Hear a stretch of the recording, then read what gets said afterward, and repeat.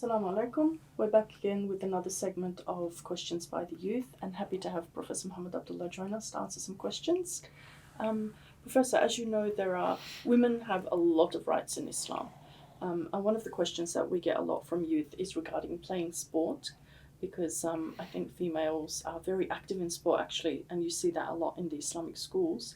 But what restrictions are in place for a female? بسم الله الرحمن الرحيم الحمد لله والصلاة والسلام على رسول الله أما بعد. So they can play sport provided they are not mixing with other men in the field. So they're playing women against women or women with women. That's number one. Secondly, to observe the rules of modesty in Islam, including the hijab and the code of dress that conceals that modesty. And I have come across schools in Brisbane, for example. Our dear friend Dylan Chown, who was running the health and physical education department at the Islamic College of Brisbane. Yes.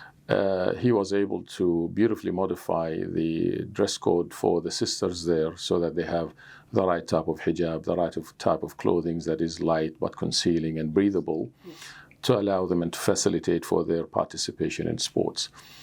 During the time of Rasulullah sallallahu alaihi wasallam, we know for a fact that Aisha radiallahu anha raced with the Prophet sallallahu alaihi wasallam twice at least, and the first time she defeated him in the race, and then the second time he defeated her. And so there is that we have at least some tradition that indicates that women were active at yes, least somehow. And so sports is important for the physical health of the individual. From Islamic worldview, the human being is made up of three important components: the intellect, the physical body, and the soul or the ruh. And the three need to be nurtured. We nurture the physical body through good food, good diet, and good exercise and sports. Yes. And we nurture the intellect through knowledge and education.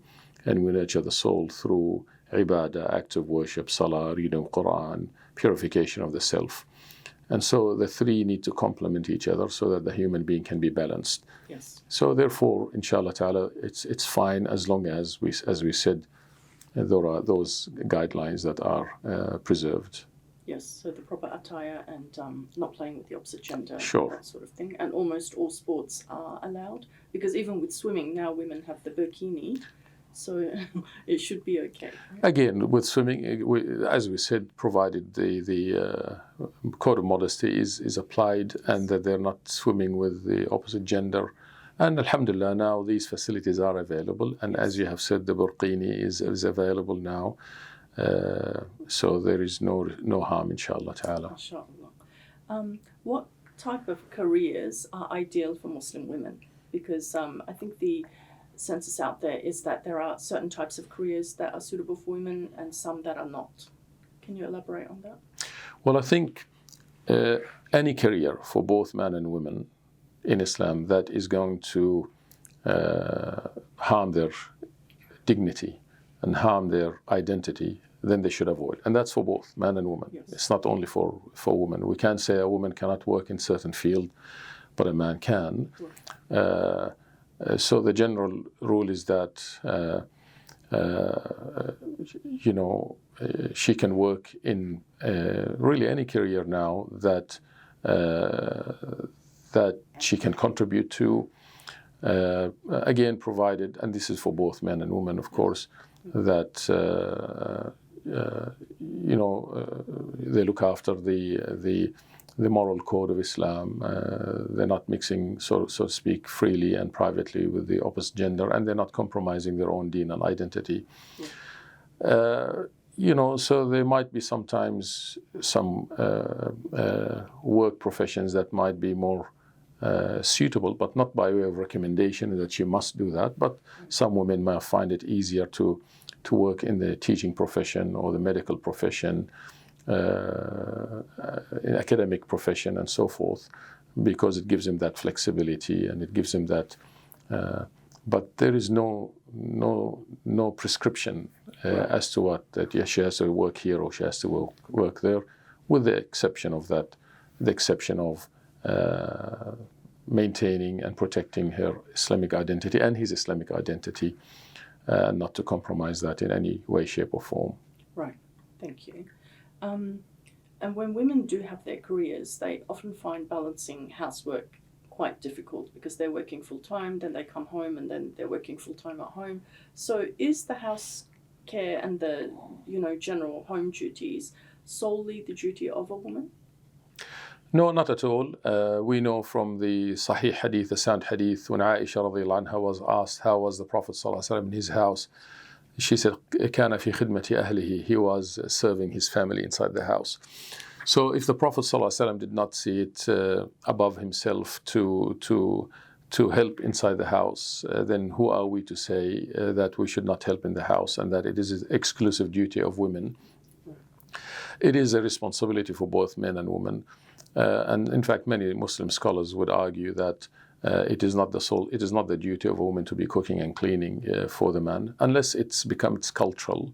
If it's the cultural norm, if you live in a society where culturally everybody accepts the fact, and it is the norm that women are at home and cooking and looking after the household, and the man is working all day, and that is accepted normally culturally, then that's fine.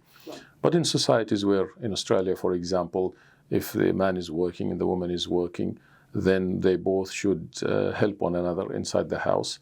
If they have children, it's important to note that children take priority, and both couples should prioritize their work commitments so that they don't neglect the nurturing of their own children. Right. I think that's something that we should just keep in mind. Yes. But yeah, I was mentioning this last night at the masjid. In fact, we read this hadith that the Prophet was the service of his family. He used to mend his own clothes. He used to fix his own shoes. If there was food, he ate. If there was no food, he said, "I'm fasting." He never criticized food. If he liked it, he ate it. If he didn't like it, he simply did not eat it. Yeah. So there wasn't that expectation from him that I should go home and everything should be done for me. Right. The relationship between husband and wife should be seen as complementary and not competitive. And I think that's very important for practical reasons and otherwise. Otherwise, there'll be a lot of tension in the household. Yes, yes. Are they, I'm just throwing this question out there for myself. Before marriage, is it something that can be discussed? Like how much of is the husband willing to do a part of the housework and so on?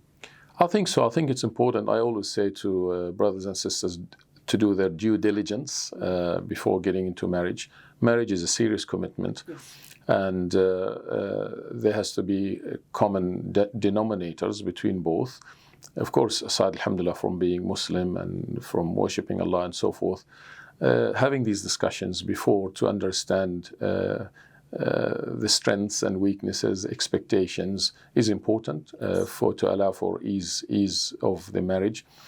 Of course, we have to be mindful not to assume that marriage is going to run based on a certain code and there has to be flexibility, there has to be understanding, there has to be give and take. And the fundamental basis of marriage relationship in Islam is stipulated in the Quran, and that is mawadda and rahmah, to have love and affection and compassion between the husband and wife.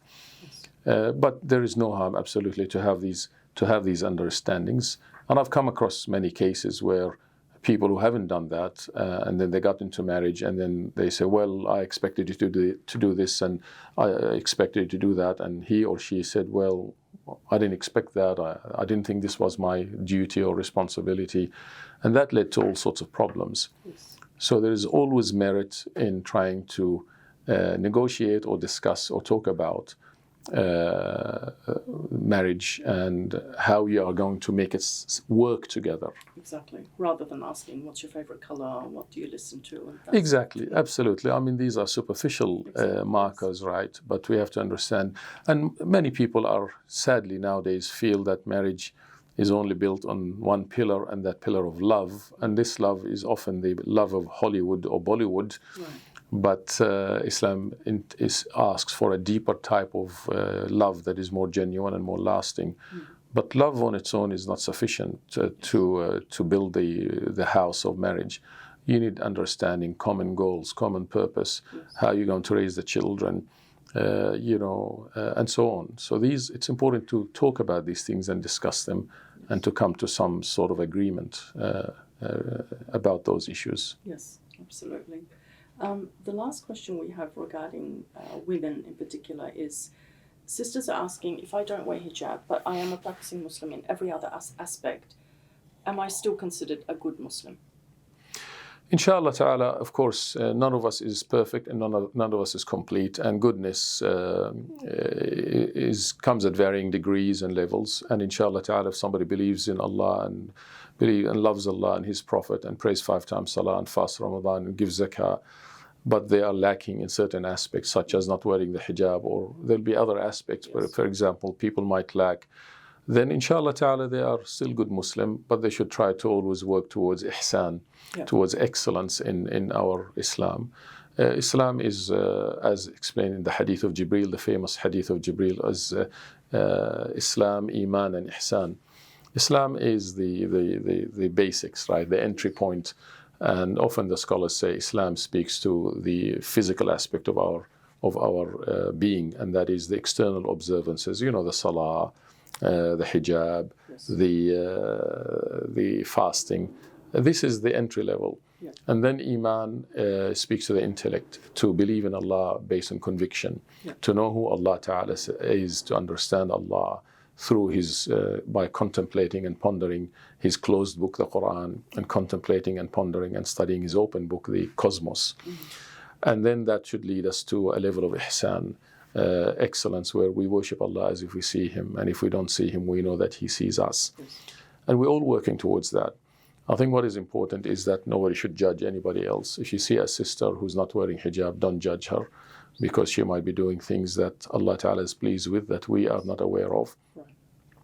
And there is that famous hadith of the Prophet ﷺ where a woman who was practicing, an unthinkable profession of, selling her own body for money, but then she found a dog that was panting out of thirst, and so she got some water out of the well for this dog and gave it a drink. So Allah Ta'ala appreciated her act and thanked her for it and forgave her sins, and other narrations made her enter paradise. So if you were to judge that woman based on externalities, then you would say she's doomed, but Allah Ta'ala saw that she did that amazing act of kindness for which He forgave her. Yes, and that's a beautiful story, mashallah. Yeah. Would you say at the end of the day it's not about the external experience, but more about the adab and the akhlaq? I think it's both. We have Islam wants us to be mindful about the externalities, but also the internal aspects are more important. Because the opposite is that you could have somebody who has got the packaging, we call this the packaging, the beard, the topi, and the hijab. Somebody's got the packaging, but inside they are rotten. Like perhaps somebody with a police uniform, but they are corrupt. Yes. And so Allah Ta'ala, as the Prophet ﷺ said, Allah Ta'ala does not look at your appearances nor at your wealth, but He looks at your hearts and actions. However, we must not take that to mean that, and you hear this sometimes, people say, but I'm good inside, and it doesn't matter how I behave outside. And that is contradictory, because if somebody is truly good inside, then that will be reflected on their outside, based on the hadith of the Prophet ﷺ, where he said, أَلَا أَنَّ فِي الْجَسَدِ مُضْغَةً, indeed there is a piece of flesh in the body. If it is rectified, then the rest of the body would be rectified, and that is the heart. And if it's corrupt, the heart, then the rest of the body would be corrupt. And so yes, we have to work on the inside, and once that is truly fixed, then it'll be reflected deeply on the way we behave and conduct ourselves externally. Yes. Thank you. MashaAllah, I always learn a lot from these segments. Thank you for your time. My pleasure. Alaikum salam wa rahmatullah. Jazakallah khair.